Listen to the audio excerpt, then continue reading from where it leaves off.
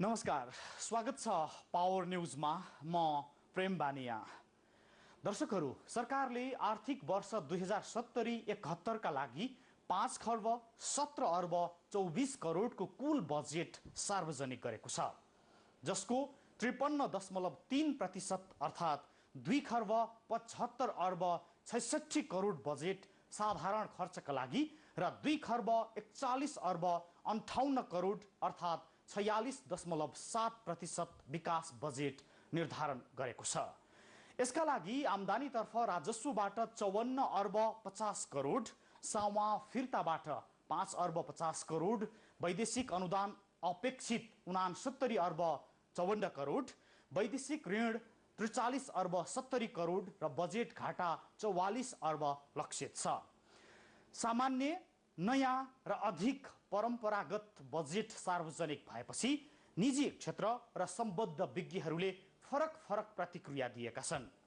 आजको पावर न्यूजको सुरुमा हामी जहिले पनि जनताले नबुझ्ने बजेट भाषण यथार्थ प्रस्तुत गर्दैछौँ एक विज्ञको भनाइबाट।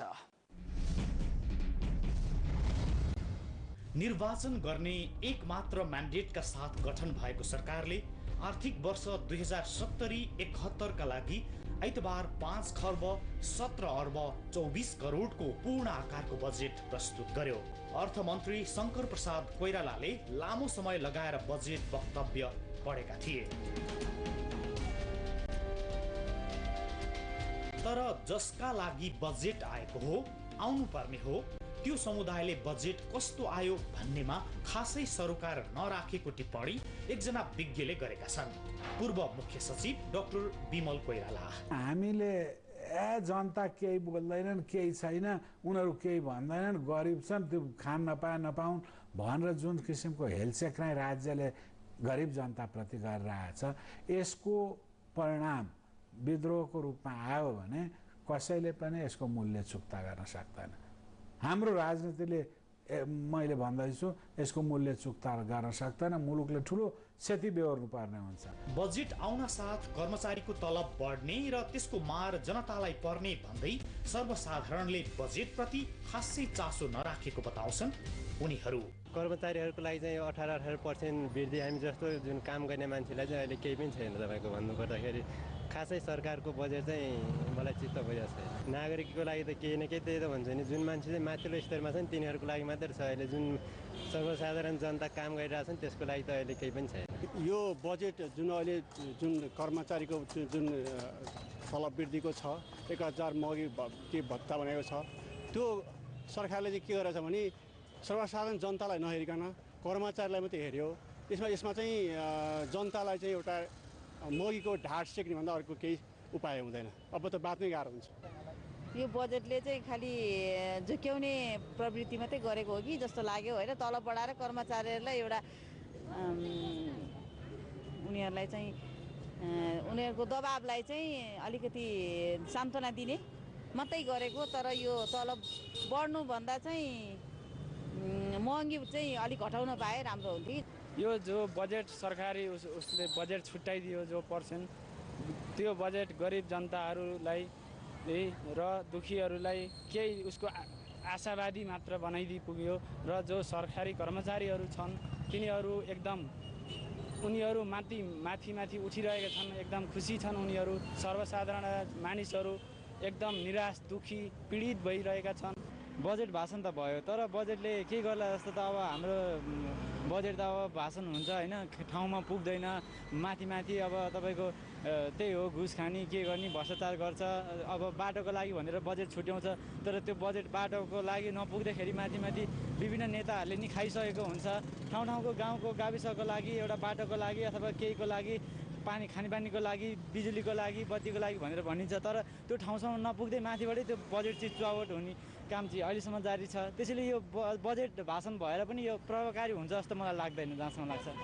दिन त हामीलाई के दिन्छ र सबै सरकारी कर्मचारीहरूलाई दिन्छ होइन। हामीले त के पाउने, हामीले त जस्ट उनीहरूले दिएको तलबहरू उनीहरूलाई वृद्धि हुन्छ, हामीलाई त झन् घट्दै जान्छ। हामीले फेसिलिटी पनि पाउँदैन। तिनीहरूले जसरी तिनीहरूलाई इन्क्रिज भएको छ नि उनीहरूको त्यो तलब भत्ताहरू इन्क्रिज भयो भने चाहिँ उनीहरूले अब काम गर्दै पो हामीले पनि केही पाउँथ्यो होइन। अब कार्यक्रम त ल्याएको छ त्यही अनुसार विकास पनि हुनु पर्यो। अब कार्यक्रम त जहिले पनि ल्याउँछ, विकास भएको कार्यान्वयन हुँदैन, पहिलाको कार्यक्रमलाई कार्यान्वयन हुँदैन होइन, नयाँ नयाँ कुराहरू हुन्छ तर त्यो कुराहरूलाई कार्यान्वयन भयो भने त विकास हुन्छ। चासो होस् नहोस् बजेटबाट प्रत्यक्ष प्रभावित हुने खास गरी उद्योगी व्यवसायीहरू भने बजेट मन्तव्य सुन्न सिंहदरबार नै पुगेका थिए। तर अर्थमन्त्रीले बजेट पढिरहँदा पूर्व मुख्य सचिव कोइरालालाई यस्तो लागेको थियो कि यो कर्मचारीहरूले मात्रै बुझ्ने भाषा र शैलीको बजेट हो जसबाट आम जनता स्पष्ट हुन सक्दैन। यसको मुख्य कारण बजेट जनमुखी हुन नसक्नु रहेको पूर्व मुख्य सचिव डाक्टर विमल कोइरालाले बताएका छन्। अहिलेको बजेटमा केही मुठ्ठीभर व्यापारी, उद्योगी, कर्मचारी र सीमित वर्गको मात्रै हाली मुहाली रहेको भन्दै कोइरालाले यसमा परिवर्तन नभए देशमा ठूलो विद्रोह हुन सक्ने चेतावनी दिएका छन्। दुर्भाग्यपूर्ण परिस्थिति हो, दुर्भाग्यपूर्ण परिस्थिति हो र यो परिस्थिति बढ्दै गयो, समय क्रम अनुसार बढ्दै गयो भने जनतामा भएको अहिलेको जुन कुण्ठा, विकृति र निराशा छ यो कुनै दिन विद्रोहको रूपमा विस्फोट हुन सक्छ।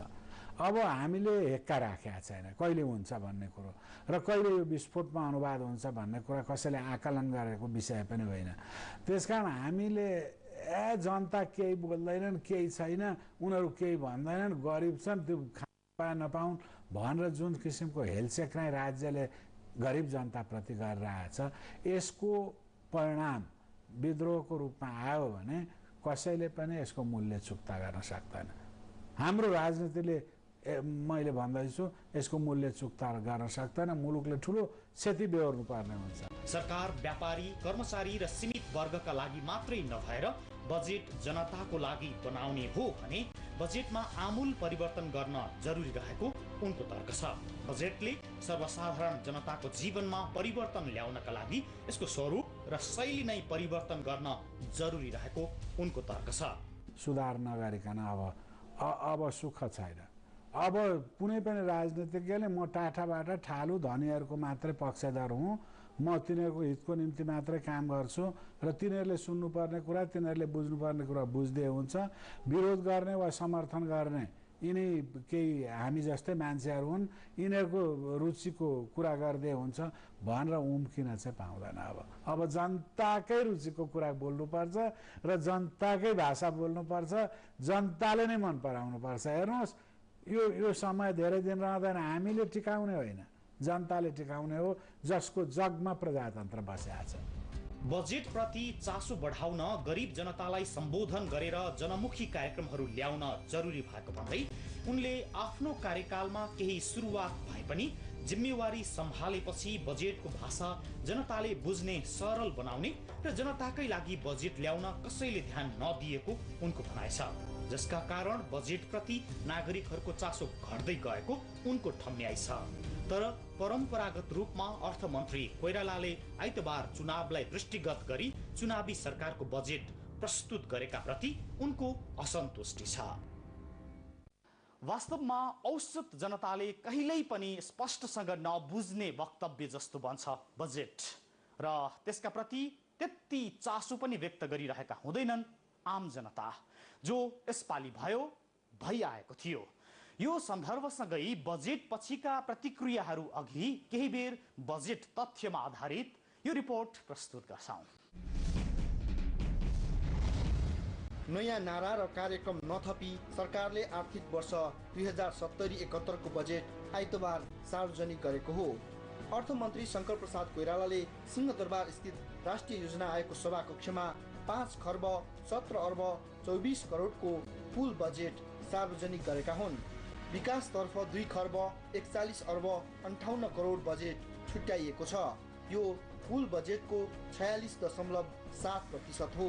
त्यस्तै साधारणतर्फ 2 खर्ब 75 अर्ब 66 करोड अर्थात् पुल बजेटको 53.3% छुट्याइएको छ।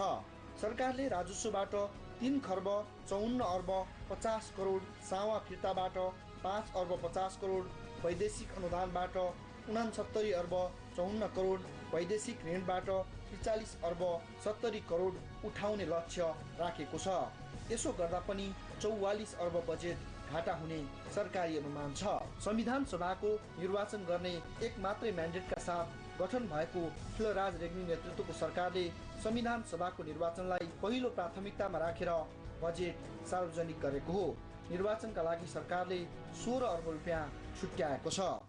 निष्पक्ष चुनावी सरकारको अन्तर्निहित सीमालाई मध्यनजर राख्दै सहमतिका राष्ट्रिय साझा विकास कार्यसूचीलाई मैले यो बजेटमा निरन्तरता दिएको छु। 5.5% आर्थिक वृद्धिको लक्ष्य राखिएको बजेटमा संविधान सभाको निर्वाचन, ऊर्जा, कृषि, भौतिक पूर्वाधार, शिक्षा, पर्यटन, लगानी प्रवर्धन, सुशासन प्राथमिकतामा परेका छन्। खाद्यान्न न्यून हुने दुर्गम 26 जिल्लाहरूमा मल र बिउ ढुवानीमा दिँदै आएको अनुदानलाई निरन्तरता दिएको छु। यसबाट कृषकहरूले समयमै मल बिउ र प्रविधि प्राप्त गर्न सक्ने विश्वास लिएको छु। कृषिमा व्यावसायिक लगानी आकर्षित गर्न सिँचाइ, कृषि, सडक, ऊर्जा, प्रशोधन केन्द्र र शीतघर जस्ता पूर्वाधार निर्माण गर्न बजेट व्यवस्था गरेको छु। वैदेशिक सहायतालाई प्रभावकारी बनाइदै देशको परनिर्भरतालाई हटाइने समेत बजेटमा उल्लेख छ। ऊर्जालाई प्राथमिकता दिएको बजेटले प्रसारण लाइनलाई पनि प्राथमिकतामा राखेको छ। 13 अर्ब 50 करोड रुपियाँमा विद्युत प्रसारण लाइन बनाउन विनियोजन गरिएको छ। अन्तर्देशीय प्रसारण लाइनका लागि 1 अर्बभन्दा बढी रकम छुट्याइएको छ। सौर्य ऊर्जा प्रयोग गर्न चाहने एफएमहरूका लागि अनुदान दिन बजेटमा 50 करोड छुट्याइएको छ।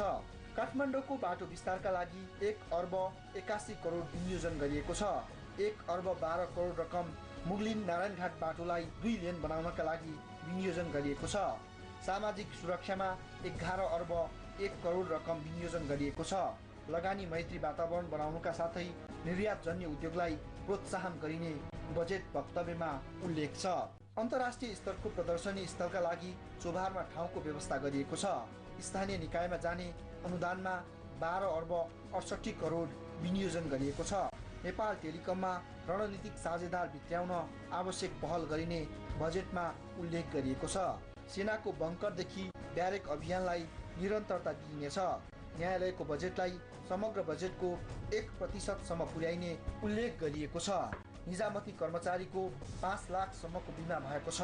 कर्मचारीको तलब 18%ले बढाइएको छ। त्यसै गरी सबै तहका कर्मचारीलाई 1000 भत्ता दिने बजेटमा उल्लेख छ। नेपाल सरकारका मुख्य सचिवको संयोजकत्वमा गठित समितिको सिफारिसका आधारमा वर्तमान आधारभूत तलबमानमा 18%ले वृद्धि गरेको छु। साथै सम्पूर्ण राष्ट्र सेवकहरूलाई समान रूपमा मासिक रु 1000 भत्ता दिने व्यवस्था समेत मिलाएको छु। राजस्वका पूर्ववत दरहरूमा केही संशोधन गरिएको छ।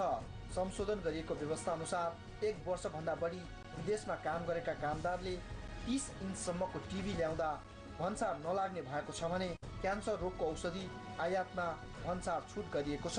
त्यस्तै साइकल आयातमा 1% मात्रै कर लाग्नेछ।